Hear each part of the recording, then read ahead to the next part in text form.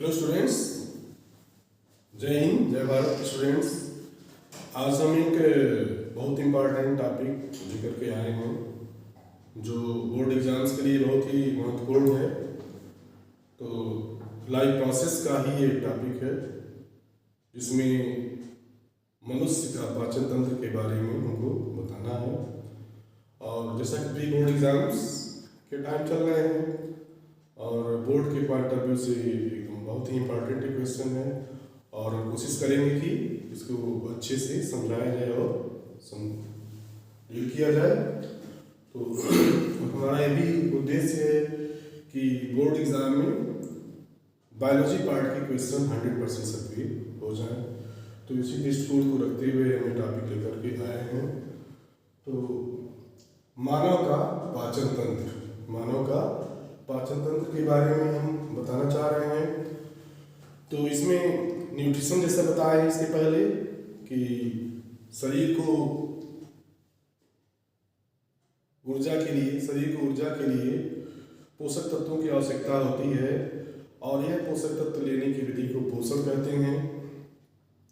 और हम लोगों में पोषण के जो स्टेप्स होते हैं, पहला होता है इंजेक्शन, भोजन को कैसे ग्रहण किया जाए। तो हाथ से हम भोजन मुंह में लेते हैं और इनटेक हो गया, इंजेक्शन बोलते हैं। इसके बाद का स्टेप होता है डाइजेशन, जिसे पाचन बोलते हैं। पाचन के बाद भोजन स्टमक में जाता है तो इसका सेमी डाइजेशन का होता है। अवशोषण होता है, अवशोषण को एब्जॉर्प्शन कहते हैं। इसके बाद एसिमिलेशन होता है, स्वांगीकरण।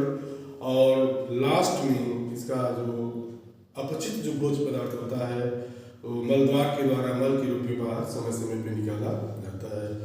तो ये मनुष्य में या सभी जीवधारियों में पोषण के स्टेप्स हो गए। तो मनुष्य में हमको पाचन तंत्र पढ़ना है।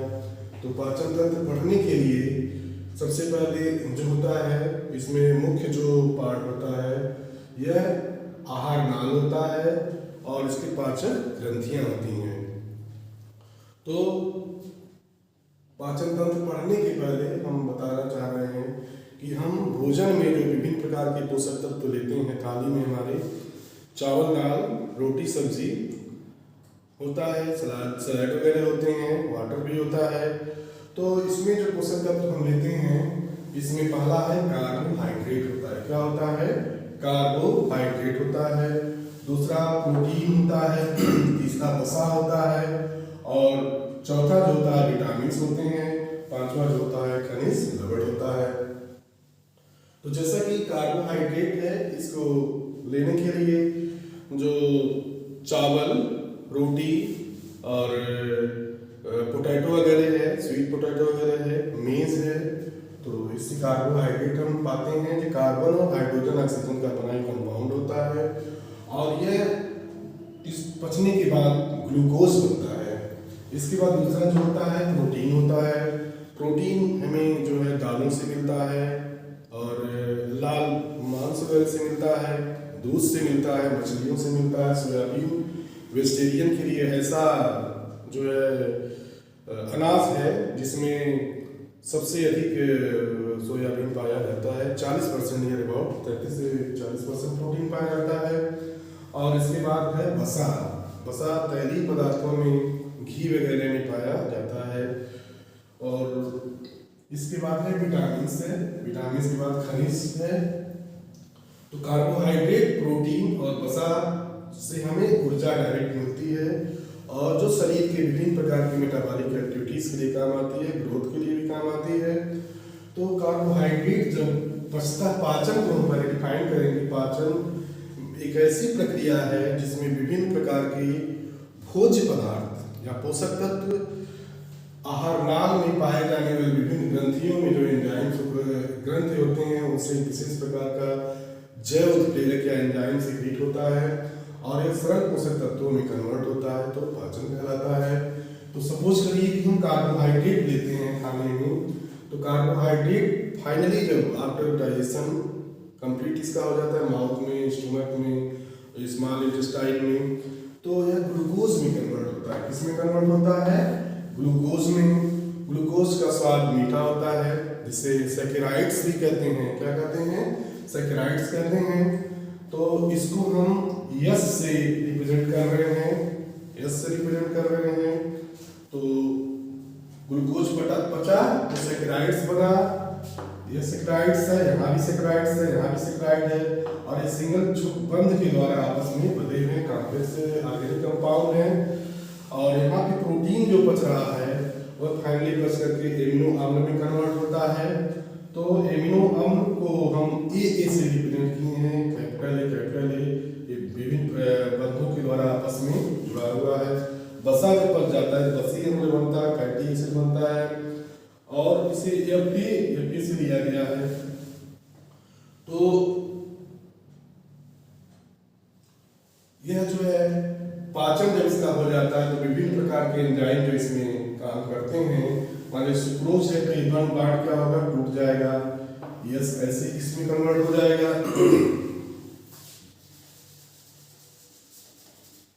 बॉन्ड ब्रेक हो जाएगा और ये सिंपलर वन में कन्वर्ट हो जाएगा, सिंपलर वन में कन्वर्ट हो जाएगा।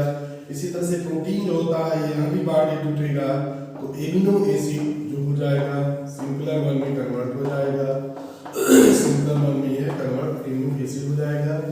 बसा जो है बसी अम्ल का यहाँ भी बॉन्ड ब्रेक होगा तो फैटी एसिड सिंपल कंपाउंड में यह ब्रेक हो जाएगा। तो जैसा हम बताए हैं कि भोजन में जो जटिल पोषक तत्व जो होते हैं सरल पोषक तत्व में विभिन्न प्रकार के जैव उत्प्रेरक की सहायता से कन्वर्ट होते हैं। तो तीनों से हमें ऊर्जा मिलती है। विटामिन से हमें ऊर्जा नहीं मिलती है, विटामिन से हमें डायरेक्ट ऊर्जा नहीं मिलती है, लेकिन ये हमारे शरीर के मेटाबॉलिक एक्टिविटीज़ में बहुत वाइटल रोल प्ले करते हैं। थोड़ा सा मेटाबॉलिज्म भी हम यहाँ डिस्कस करना चाहते हैं। मेटाबॉलिज्म को उपापचय कहते हैं। हमारे शरीर में तमाम प्रकार की एंजाइमेटिक एक्टिविटीज़ होती है, जो बढ़ने की भी क्रिया होती है। बढ़ने के बाद जैसे हम भोजन लिए तो बॉडी वेट बढ़ा, एनाबॉलिज्म हो गया, और पाचन हो गया, रिस्पिरेशन के दौरान हमें कैटालिटिक एक्टिविटीज़ के दौरान ऊर्जा मिल गई, ग्लूकोज हाइड्रोलाइज ब्रेक डाउन हुआ, कैटालाइज हुआ, तो यह कैटाबॉलिक रिएक्शन है। तो हम दोनों को मिला करके कंबाइंड में मेटाबॉलिज्म कहते हैं। तो विटामिन जो होता है हमारे मेटाबॉलिक एक्टिविटीज़ के लिए आवश्यक होता है। इसकी कमी से हमें विभिन्न प्रकार के रोग के लक्षण अपीयर होने लगते हैं। इसका हम वर्णन कर चुके हैं। इसके बाद जो खनिज होता है तो खनिज भी हमारी ऊर्जा डायरेक्ट हमको नहीं देता है, लेकिन हमारे शरीर के लिए यह अहम रोल प्ले करता है। खनिज में जैसे हम लेते हैं सोडियम आयन लेते हैं, कैल्शियम आयन लेते हैं, कैल्शियम लेते हैं, आयनिक फॉर्म में लेते हैं, बॉडी में जाता है तो आयनिक फॉर्म में कन्वर्ट हो जाता है। मैग्नीशियम वगैरह भी हम लेते हैं तो हमारे शरीर में जो वाइटल एक्टिविटीज होती है उसके लिए की रोल ये प्ले करता है। तो ये तो हो गया कि पोषक तत्व में हम कार्बोहाइड्रेट, प्रोटीन और वसा, विटामिन लेते हैं और खनिज लवण लेते हैं। इसका पाचन होता है और पच के ये जो है सरल अवयवों में कन्वर्ट हो जाता है। फिर एक बार पाचन को डिफाइन कर रहे हैं कॉन्सेप्ट क्लियर होने के लिए कि पाचन एक ऐसी प्रक्रिया है जिसमें विभिन्न प्रकार के जटिल पोषक तत्व आहार नाल के जो पाचक ग्रंथियों की सहायता से विभिन्न प्रकार के एंजाइम निकलते हैं और यह सरल पोषक तत्वों में यह टूट जाता है। इसी को हम पाचन कहते हैं। और इसमें जो पोषक तत्व लेते हैं कार्बोहाइड्रेट, प्रोटीन, वसा और विटामिन और खनिज लेते हैं। तो इतना क्लियर हो गया होगा। इतना क्लियर हो तो हम आगे बढ़े स्टूडेंट्स। हम उम्मीद करते हैं कि इतना क्लियर हो गया होगा। जो लोग भी हमारे वीडियो को चैनल को देख रहे होंगे वो लोग लाइक वगैरह कर देंगे, कमेंट वगैरह करेंगे, और जो सब्सक्राइब नहीं किए हैं वो सब्सक्राइब कर देंगे। इसके बाद हम आते हैं पाचन तंत्र को डिस्क्राइब करने के पहले जो है पाचन तंत्र में कौन कौन से अंग पाए जाते हैं इसके बारे में हम जानना चाहते हैं। तो पाचन तंत्र में जो पाए जाते हैं, पाचन तंत्र में कौन कौन से आर्गन काम आते हैं। तो पहला तो हो गया मुख गुहा, इसमें आहार नाल आता है। पहला आ गया आहार नाल, आहार नाल अंग्रेजी में इसको एलिमेंट्री कैनाल कहते हैं, एलिमेंट्री कैनाल। कैनाल बोलते हैं। तो इसमें निम्नलिखित भाग आते हैं। पहला तो आ गया कि आहार नाल में कौन कौन से पार्ट आते हैं और पाचन तंत्र में, और इसमें कौन कौन सी ग्रंथियां आती हैं। तो पहला तो हो गया मुख गुहा। पहला क्या हो गया? मुख गुहा। मुख गुहा जिसे ओरल कैविटी कहते हैं या आसोफेगस कहते हैं, आसोफेगस बोलते हैं। और दूसरा हो गया ग्रास नली। ग्रास नली जिसे फूड पाइप बोलते हैं, फूड पाइप बोलते हैं। इसके बाद हो गया आमाशय। क्या हो गया? आमाशय हो गया। उसको इंग्लिश में स्टोमक कहेंगे, स्टोमक कहेंगे। और इसके बाद आती हो गई छोटी आंत। छोटी आंत बोलेंगे, क्षुद्रांत भी कहते हैं हिंदी में इसको,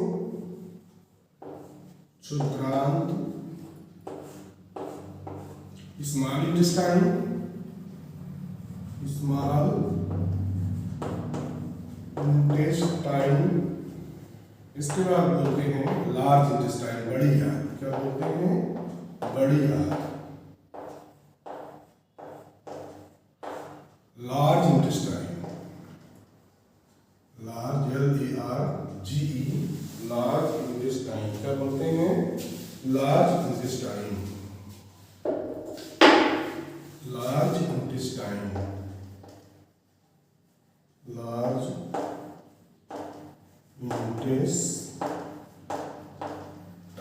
लार्ज इंटेस्टाइन हो गया। तो ये तो हो गया आहार नाल में कौन कौन से भाग इसमें आते हैं।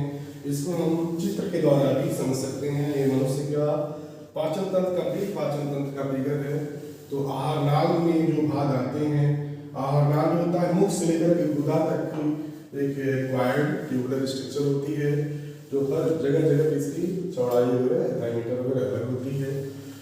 तो पहला हो गया मुख गुहा। क्या हो गया? मुख गुहा हो गया। मुख गुहा में जो होता है भोजन लेने के लिए इसका काम है। होठ वगैरह से जो है बंद रहता है, होठ लिप्स वगैरह पाए जाते हैं। और टीथ होता है, दांत होता है, विभिन्न प्रकार के दांत जो है मनुष्य में पाए जाते हैं, जो भोजन को जो है बाइट करने में मदद करते हैं। इंसीजर है, कैनाइन है, प्रीमोलर है और मोलर है। टंग के बीच में पाया जाता है। जीभ जो होता है यह जो है भोजन को जो है दांतों के बीच में फेंकने का काम करता है, और पाचन के अलावा यह बोलने में भी मदद करता है। तो मुख गुहा हो गया। मुख गुहा में से कोई भोजन लिया जाता है तो यह जीभ के द्वारा दांतों में सलाइवा सेक्रेट होने लगता है माउथ पार्ट में, और इसको कट किया जाता है और ग्राइंड किया जाता है मोलर्स की सहायता से, प्रीमोलर्स की सहायता से। और जब लुगदी के फार्म में हो जाता है तब यह जो है पहुंचता है आसोफेगस के थ्रू बोलस के भाग में। और इसी से नेजल पैसेज भी होता है।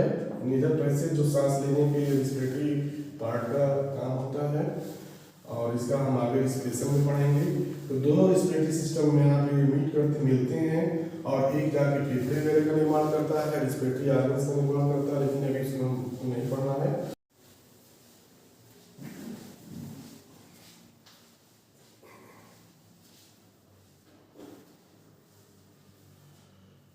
तो जैसा कि बता रहे थे कि मुख गुहा में भोजन का किस तरह से जो है सलाइवा से मिक्स किया जाता है, मुख गुहा में जो पार्ट पाए जाते हैं, और बोलस का पार्ट होता है, और यह जो है पहुंचता है पेरिस्टल्टिक मूवमेंट के थ्रू स्टोमक में पहुंच जाता है।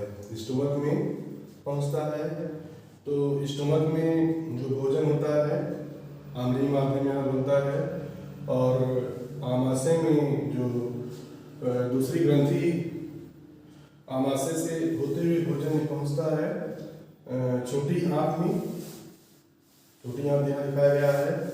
और आमाशय के भी 3 पार्ट होते हैं, कार्डियक, पाइलोरिक और फंडक। फंडक पार्ट है, कार्डियक पार्ट है, पाइलोरिक पार्ट है। और यहाँ पे आमाशय में गैस्ट्रिक ग्लैंड पाए जाते हैं। गैस्ट्रिक ग्लैंड जो है गैस्ट्रिक जूस का सिक्रेशन करता है और हाइड्रोक्लोरिक का निर्माण करता है। इसके बाद यह जो है भोजन को अम्लीय माध्यम या सेमी डाइजेशन के द्वारा पचता है।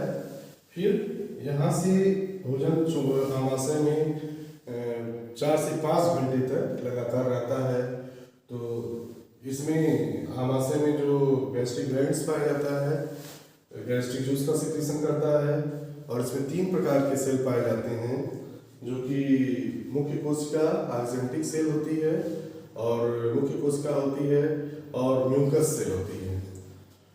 तो हाइड्रोक्लोरिक अम्ल जो है अम्लीय माध्यम क्रिएट करता है और आमाशय में भी भोजन का मंथन होता है, चर्निंग मूवमेंट कहते हैं। और यहाँ काइम का फॉर्मेशन होता है। फिर काइम का फॉर्मेशन होता है और फिर आगे भोजन जो है ये पहुँचता है छोटी आंत में, डियोडेनम में पहुँचता है। डियोडेनम से छोटी आंत में पहुँचता है। छोटी आंत का ही पार्ट है डियोडेनम, जेजुनम और इलियम। छोटी आंत को क्षुद्रांत भी बोलते हैं। और फिर भोजन पहुँचता है बड़ी आंत में। बड़ी आंत के भी पार्ट होते हैं, सीकम, कोलन और मलाशय रेक्टम बोलते हैं। तो पूर्ण पाचन जो होता है छोटी आंत में पाया जाता है और फिर भोजन है बड़ी आंत में पहुंचता है।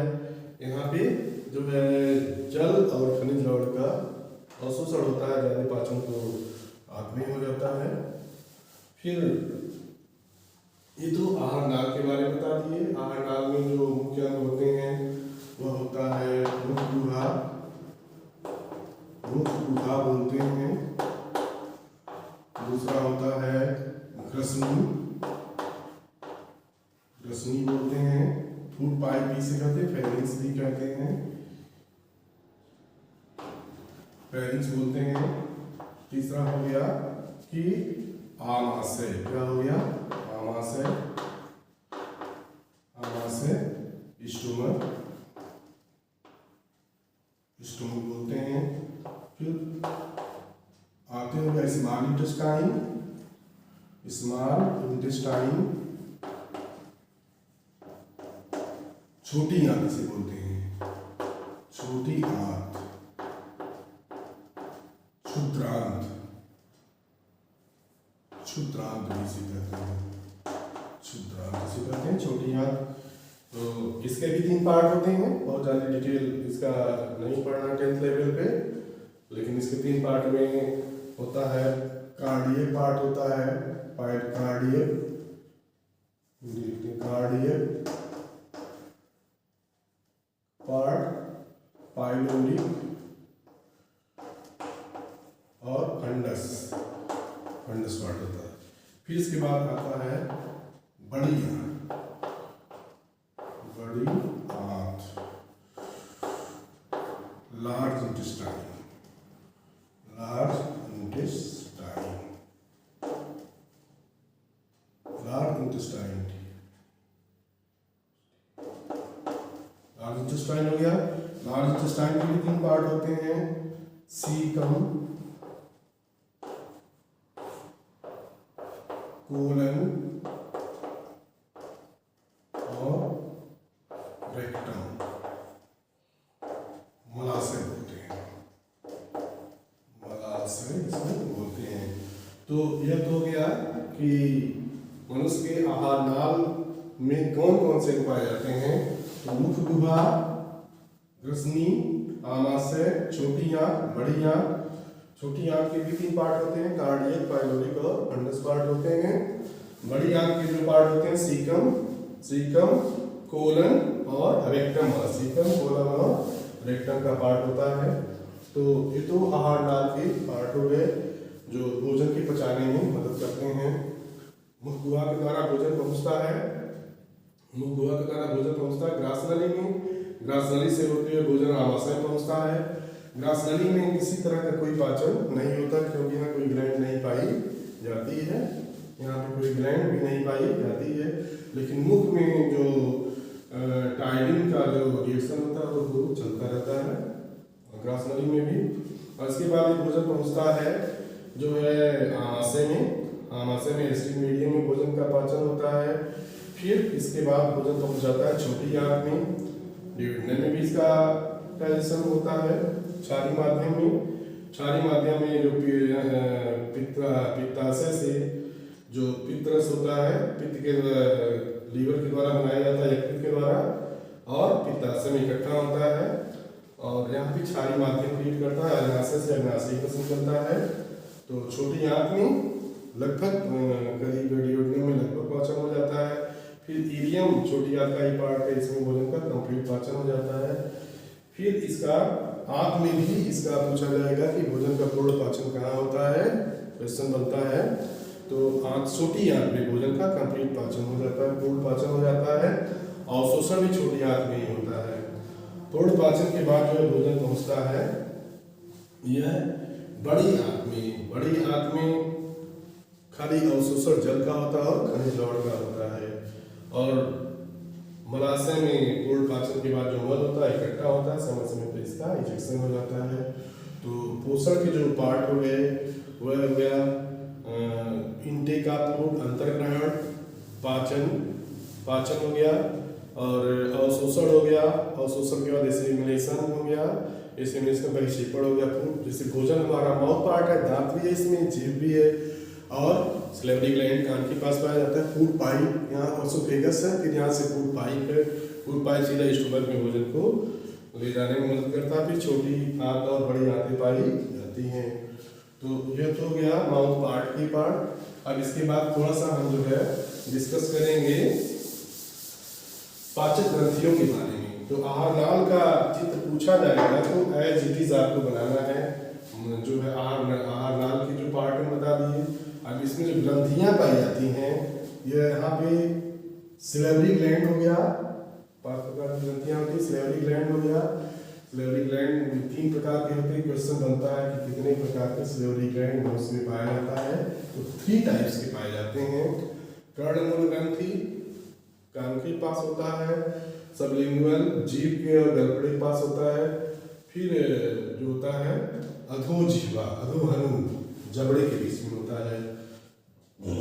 इसके बाद जो है दूसरी ग्रंथि जो पाई जाती है, पहला तो हो गया लार ग्रंथि। लार ग्रंथि जो लार का सिक्रेशन करता है, लार का श्रावण करता है। ग्रंथि का काम है श्रावण करना। तो लार में जो मुख्य रूप से पाए जाते हैं 3 पदार्थ, स्लाइवा, जिसमें टाइलिन एंजाइम पाई जाती है, टाइलिन एंजाइम पाई जाती है जो कि स्टार्च के पाचन में मदद करती है। स्टार्च या मंड के पाचन में मदद करती है। मंड को ग्लूकोज में कन्वर्ट कर देती है, ग्लूकोज में बदल देती है। दूसरा होता है लाइसोजाइम।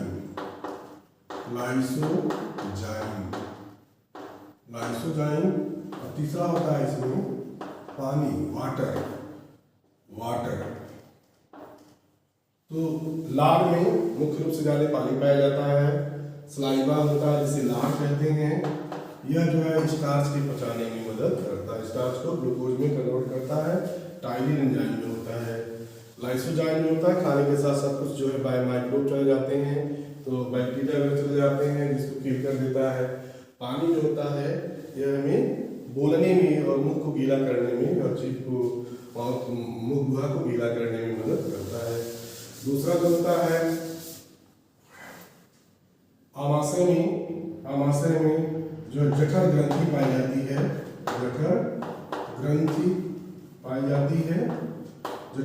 जो है जठर रस का निर्माण करती है। गैस्ट्रिक जूस का निर्माण करती है। और इसमें जो है 3 प्रकार की कोशिकाएं पाई जाती हैं। पहला होता है मुख्य कोशिका,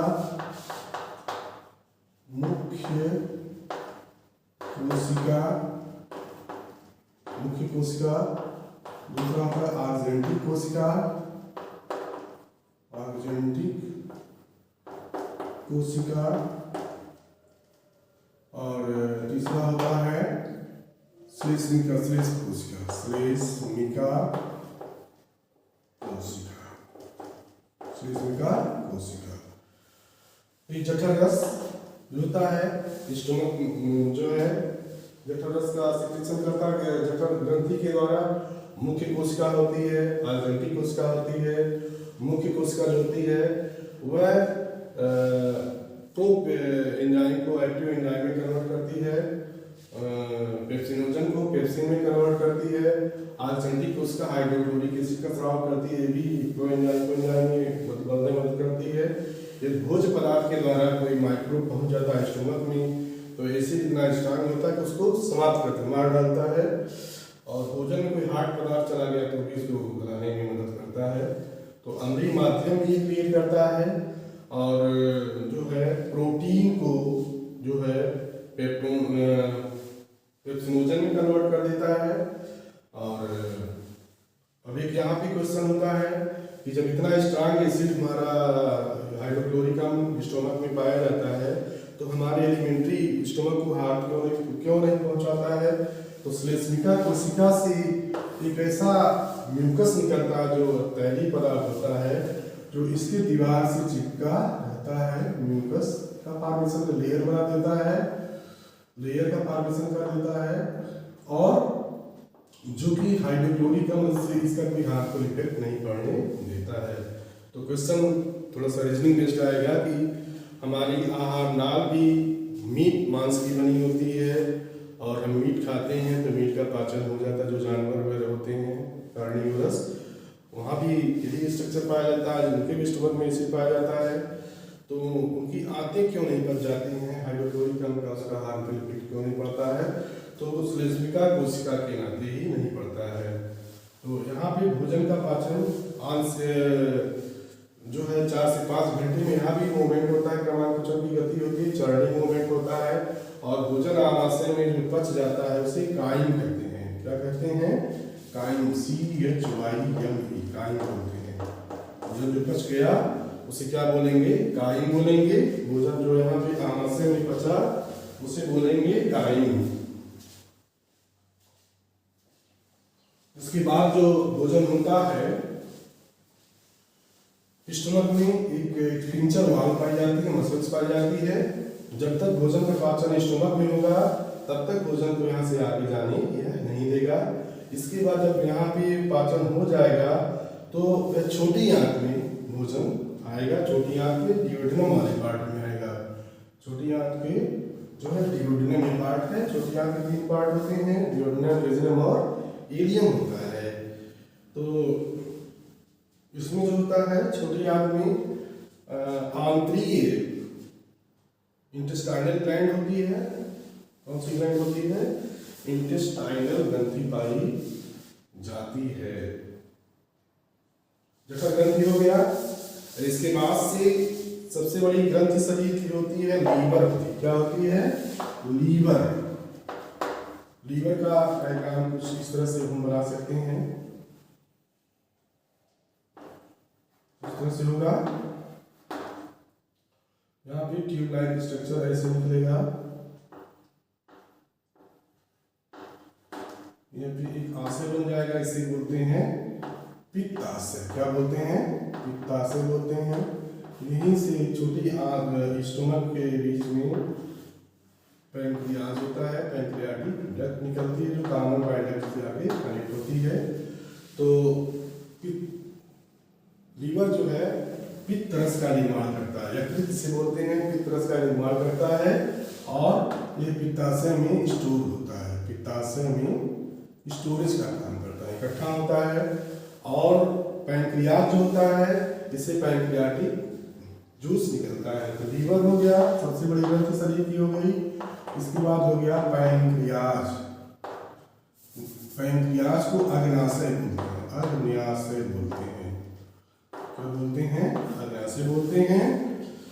अग्नाशय कस का निर्माण करता है और इसमें प्रोटीन को पचाने वाले और फैट को पचाने वाले और कार्बोहाइड्रेट को पचाने वाले एंजाइम्स पाए जाते हैं। फिर जो है लीवर में जो पित्त रस बनता है वो पित्ताशय में इकट्ठा होता है और यह छोटी आंत में क्षारीय माध्यम क्रिएट करता है। पित्त रस का पीएच जो होता है क्षारीय माध्यम में 7.7 होता है। 7 पे भी क्वेश्चन बन सकता है, क्वेश्चन बनेगा तो पित्त रस का पीएच वैल्यू कितनी होती है। तो इसके बाद से होता है छोटी आंत में जो होती है आंतरीय ग्रंथि पाई जाती है। आंतरीय ग्रंथि पाई जाती है, आंतरिक इंटेस्टाइनल ग्लैंड्स पाई जाती है। तो छोटी आंत में के डिविजन वाले पार्ट में जो है लगभग पूरे भोज्य पदार्थों का पाचन हो जाता है। तो यहाँ पे कार्बोहाइड्रेट और प्रोटीन और फैट जो होता है उसका पाचन होता है। लेकिन फैट जो होते हैं, फैट ग्लोब्यूल्स होते हैं, तो लाइपेज इसका डायरेक्ट पाचन नहीं कर सकता है। तो जो है पित्ताशय से जो पित्त रस निकलता है इस पे एक्ट करता है। तो छोटे छोटे छोटे ग्लोब्यूल्स में ये फैट बॉडीज बोलते हैं, इसको फैट बॉडी बोलते हैं। तो पित्त रस के द्वारा इसका इमल्सीकरण होता है। इमल्सीकरण के बाद जो छोटी आंत में जो लाइपेज एंजाइम होता है इसको फैटी एसिड में कन्वर्ट कर देता है। तो आंतरिक ग्रंथि में आंतरस निकलता है, आंतरिक ग्रंथि के द्वारा आंतरस निकलता है और इसमें विभिन्न प्रकार के एंजाइम पाए जाते हैं। जैसे इसमें जो था ड्यूओडेनम के अंतर्गत जो एंजाइम होता है एमाइलेज होता है, एमाइलैप्सिन होता है, स्टार्च के पाचन में मदद करता है। और स्टेप्सिन होता है जो प्रोटीन को एमिनो एसिड में पेप्टीन्स को पेप्टोन्स होते हैं उसे पेप्टाइड्स में कन्वर्ट करता है और एमिनो एसिड में कन्वर्ट कर देता है। एमाइलैप्सिन जो होता है शर्करा को ग्लूकोज में कन्वर्ट करता है छोटी आंत में ड्यूओडेनम वाले पार्ट में। और स्टोमक जो स्टेप्सिन होता है वह फैटी एसिड और ग्लिसरॉल में कन्वर्ट करता है। फिर इसके बाद भोजन आता है इलियम वाले पार्ट में, छोटी आपके इलियम वाले पार्ट में आता है। इलियम में जो है तमाम तरह के एंजाइम्स होते हैं। जैसे इरेप्सिन क्या होता है, इरेप्सिन होता है इसका एंजाइम इरेप्सिन ये प्रोटीन्स को एमिनो अम्ल में कन्वर्ट करता है, अमीनो अम्ल में कन्वर्ट कर देता है। इसके बाद आता है लाइपेज। इमल्सीकरण के बाद जो लाइपेज होता है, लाइपेज एंजाइम फैट को फैटी एसिड और ग्लिसरॉल में कन्वर्ट कर देता है, और हम कार्बोहाइड्रेट जो का पाचन जो स्टोमक में हुआ, सेमी डाइजेशन हुआ, ड्यूओडेनम में हुआ, फिर आंतरिक वाले पार्ट में हुआ। तो कार्बोहाइड्रेट में जो जैसे हम माल्टोज लेते हैं, लैक्टोज और सुक्रोज लेते हैं, तो माल्टोज जो है माल्टेज एंजाइम के द्वारा जो कन्वर्ट होता है ग्लूकोज में, और लैक्टोज जो होता है लैक्टेज एंजाइम के द्वारा ग्लूकोज प्लस लैक्टोज में कन्वर्ट होता है, और सुक्रोज जो है ग्लूकोज और फ्रक्टोज में कन्वर्ट होता है। कह सकते हैं कि इलियम वाले पार्ट में कंप्लीट डाइजेशन हो गया।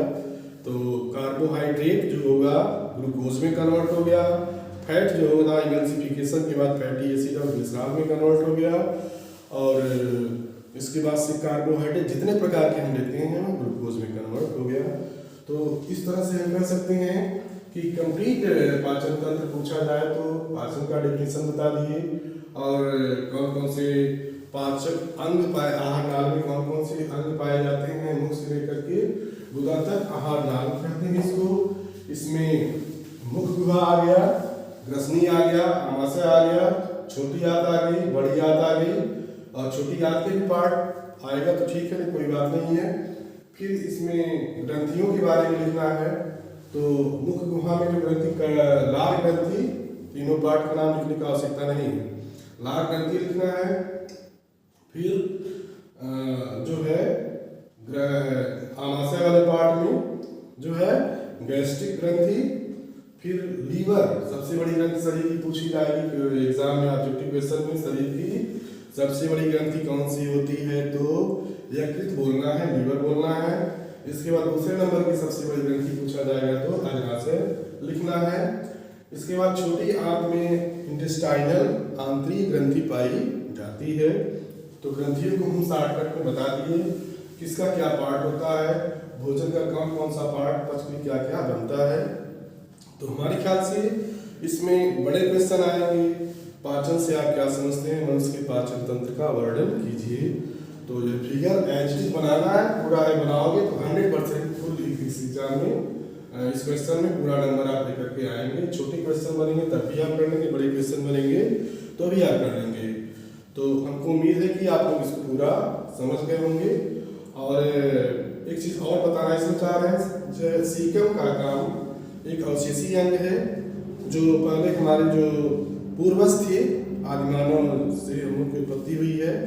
तो ये सेलुलोज को खाते थे, जो कि प्लांट सेल का सेल वॉल सेलुलोज का बना होता है। जंगल में आग की खोज रहे थे, उसमें कच्चे चीज़ों को खाते थे, सेलुलोज पाया जाता, उसके पचाने में सेलुलोज को सीकम मदद करता था। तो अब सीकम का कोई उपयोग नहीं है, तो ये अवशेषी अंग के रूप में पाया जाता है। और यहीं पे वर्मीफॉर्म अपेंडिक्स भी है, वर्मीफॉर्म अपेंडिक्स भी सीकम का ही पार्ट है। तो इसमें भ्रूण अंधनाल इसको बोलते हैं।